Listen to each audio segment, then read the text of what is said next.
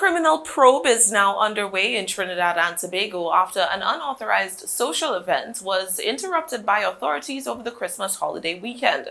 In the aftermath of the Boxing Day boat bust, senior members of the Keith Rowley administration, including Attorney General Faris Al-Rawi, are once again defending themselves from accusations that they may have improperly used their positions to attempt to shield politically connected people from having to abide by public health regulations.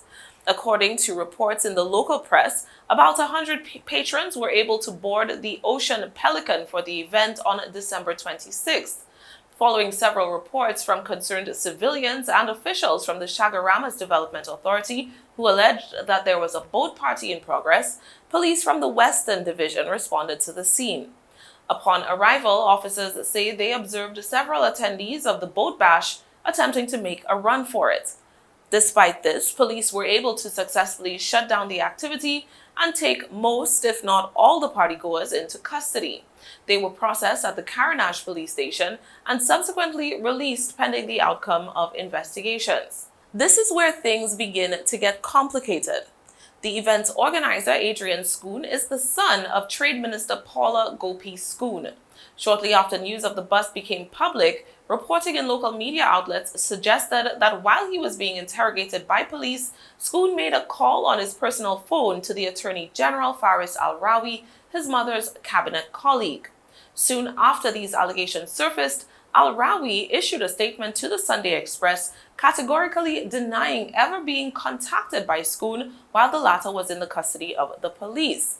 However, additional reporting has surfaced alleging that the official diary of the Carinash police station seems to substantiate the claims of a telephone call between the two men.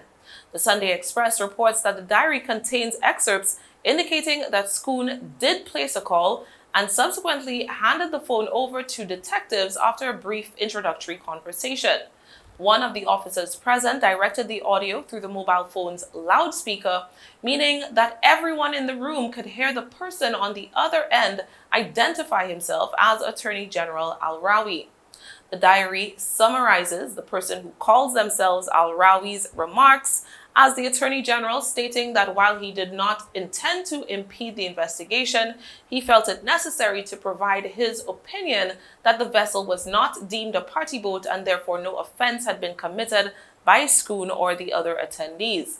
The newspaper did not say whether the police station's diary recorded the Attorney General's reason for deciding to speak to the police and offer unsolicited legal opinions about the conduct of their duties.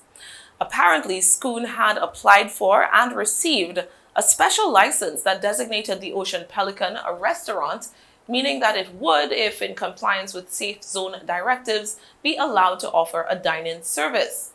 During his conversation with Schoon and his police interrogators, the man purporting to be Al-Rawi allegedly opined that the special license meant that the Ocean Pelican was in the clear to operate on that fateful day. The police sergeant who took the call reportedly quickly shut down that line of reasoning, asserting that the vessel was considered a party boat by public health regulations, and as such, without the necessary exemptions from the Ministry of Health, the activities that day were not in accordance with COVID-19 regulations. Reporting on the contents of the station diary do not include further details about how that telephone call concluded. However, claims emanating from the police are that upon requesting Schoon produce the required exemption, he stated that legal advice received from the Attorney General suggested that he would not need it. According to Schoon, he was told that permissions he had received to host the event via the special restaurant license issued by the Customs and Excise Division were enough. The day following his detention and interrogation, Schoon reportedly sent off an email to Health Minister Terence Dayalsing informing him that he was in possession of the relevant restaurant and bar license and requesting that he grant the vessel safe zone status. The missive, which was reportedly sent only to the minister's personal email address, claimed again that the businessman was acting on advice from Attorney General Faris Al-Rawi, and through his guidance, he had found a way to adhere to public health ordinance regulations despite being on board a boat. But now questions have surfaced surrounding how exactly Schoon was able to secure that special license. On December 30th, it was revoked, rendered null and void by the acting controller of customs after it was determined that the documentation was not issued in accordance with the Liquor Licenses Act.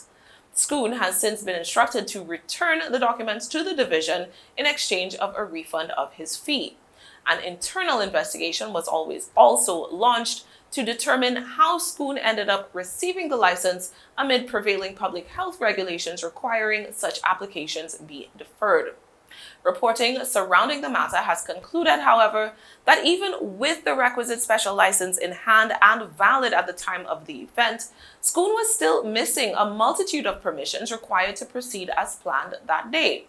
According to the Sunday Express, there were no applications made to local authorities for approvals from the police or Town and Country Commission, no application for permission from the Environmental Management Authority by Schoon or any affiliates of the Ocean Pelican, and no clearance sought or given from the Fire Service, health authorities, or the County Medical Office, and no license from the Copyright Organization of Trinidad and Tobago for the music that would be played on the boat.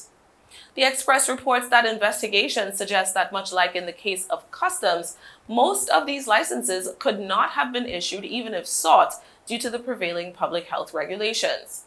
As for the further incrimination of the Attorney General in relation to this attempt to capitalize on a loophole in the COVID-19 regulations, Al-Rawi has denied involvement. Notwithstanding this, the Sunday Express reports that reliable sources say Al-Rawi was involved in conversations with Acting Commissioner of Police McDonald Jacob and Acting Deputy Commissioner of Police Erla Christopher on December 26th after the police first intercepted the boat. Details on these discussions have not been forthcoming, and none of the three parties involved have agreed to be interviewed on the matter. What a release from the Office of the Attorney General on December 28th did say was the following. First, that Schoon is very well known to the Attorney General, and secondly, that Schoon reportedly offered an apology to Al-Rawi for claiming that he had been acting on legal advice from the state figure and bringing his integrity into question. According to the release, the conversation, which did occur between Schoon and the AG, was a general inquiry into the public health regulations and party boats, at which point he was advised to take his concerns to the Minister for Health or the Minister for Tourism. Meanwhile, Schoon's attorneys have expressed shock and incredulity that the businessman could have applied for, paid, and received the special license that was subsequently revoked without the knowledge and approval of Finance Minister Colm Imbert. Schoon's attorneys are now reportedly preparing to file a legal challenge against the revocation of the special restaurant license. So far, Prime Minister Keith Rowley has not weighed in on the matter.